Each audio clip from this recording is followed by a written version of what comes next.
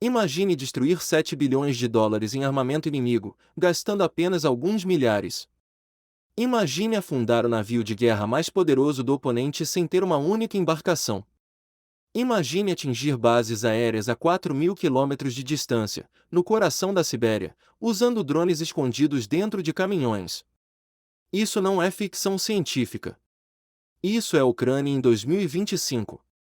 E é a guerra mais inteligente já travada no século XXI.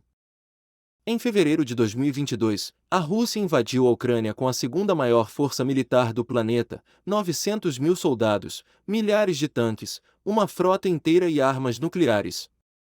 Contra ela, uma Ucrânia menor, sem marinha funcional e com um exército devastado pela invasão da Crimeia em 2014. Os analistas previam que Kiev cairia em 72 horas. Hoje, mais de 4 anos depois, é a Rússia que está perdendo bilhões em equipamento, aviões e prestígio. Como? Através da chamada guerra assimétrica, o jogo onde o mais fraco muda as regras. Tudo começou no primeiro dia da invasão. A Rússia enviou 34 helicópteros de elite para tomar o aeroporto de Hostomel, a apenas 10 quilômetros de Kiev. O plano: criar uma ponte aérea, despejar milhares de paraquedistas e capturar o presidente Zelensky em horas. Mas a CIA havia avisado os ucranianos. Apenas 300 guardas nacionais, armados com mísseis portáteis Manpads, esperavam pelos russos. Eles abateram os helicópteros, destruíram a pista de pouso e mantiveram os russos longe o suficiente para que Kiev organizasse sua defesa. A guerra relâmpago russa morreu naquele dia. E nasceu a doutrina ucraniana: nunca enfrente o inimigo de igual para igual, golpeie onde dói mais. Abril de 2022. O cruzador Moskva era o orgulho da frota russa. 12 mil toneladas, mísseis antiaéreos, radares de última geração. Considerado intocável.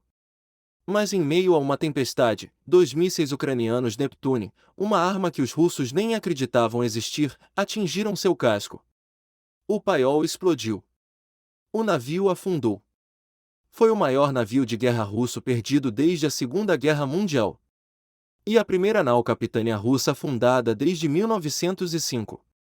Um aviso ao Kremlin: o Mar Negro não era mais seguro. Mas a verdadeira revolução estava por vir. A Ucrânia inventou algo que nenhum exército do mundo tinha: drones marítimos de combate. Os Magura V5, verdadeiros jet skis bomba, carregam até 320 kg de explosivos, navegam a 80 km por hora e percorrem 800 km. Custam uma fração de um míssil convencional. O resultado? A Ucrânia afundou ou destruiu mais de 26 navios russos. A frota do Mar Negro foi forçada a abandonar a Crimeia e se refugiar em Novorossiysk, no leste. Em 2025, a Ucrânia inovou novamente. Drones marítimos derrubaram pela primeira vez na história caças russos Su-30 usando mísseis Arar adaptados. Um país sem marina derrotou a frota mais poderosa do Mar Negro. A ponte de Kerch, orgulho pessoal de Putin, símbolo da anexação da Crimeia, foi atacada 3 vezes. Em 2022, com um caminhão-bomba contrabandeado. Em 2023, com um drone naval. Mas o mais audacioso veio em junho de 2025, mergulhadores da SBU passaram meses instalando 1.100 kg de explosivos debaixo d'água, nos pilares de sustentação. Às 4h44 da manhã, detonaram. A ponte sobreviveu, mas seus pilares foram severamente danificados. O chefe da SBU disse: Deus ama a Trindade. Em 2022 e 2023 atacamos a ponte. Hoje continuamos essa tradição, debaixo d'água. Mas a operação mais brilhante da guerra moderna estava por vir. 1º de junho de 2025. Dia da Aviação Militar Russa. Após um ano, 6 meses e 9 dias de planejamento secreto supervisionado pelo próprio presidente Zelensky, a Ucrânia executou a Operação Teia de Aranha. Agentes da SBU haviam contrabandeado 150 drones FPV para dentro da Rússia. Escondidos? Dentro de cabanas de madeira pré-fabricadas, em caminhões comuns, dirigidos por motoristas russos que não sabiam o que transportavam. Os caminhões pararam a apenas 300 metros de 5 bases aéreas distintas, espalhadas por 5 fusos horários, da Ártico até a fronteira com a China. Os tetos se abriram remotamente. 117 drones decolaram simultaneamente. Pilotados de dentro da Ucrânia, com assistência de inteligência artificial treinada com fotos de museus dos aviões soviéticos, eles miraram os pontos exatos de vulnerabilidade, tanques de combustível e domos de radar. O resultado: mais de 40 bombardeiros estratégicos atingidos. Tu-95, Tu-22M3, Tu-160, A-50. 34% de toda a frota russa de mísseis de cruzeiro estratégicos, destruída em um único dia. Prejuízo russo: 7 bilhões de dólares. Custo ucraniano: poucos milhões. A mídia russa chamou de Pearl Harbor. E o pior para o Kremlin: muitos desses bombardeiros são da era soviética. Não são mais fabricados. São insubstituíveis. Mas a Ucrânia não para nos militares.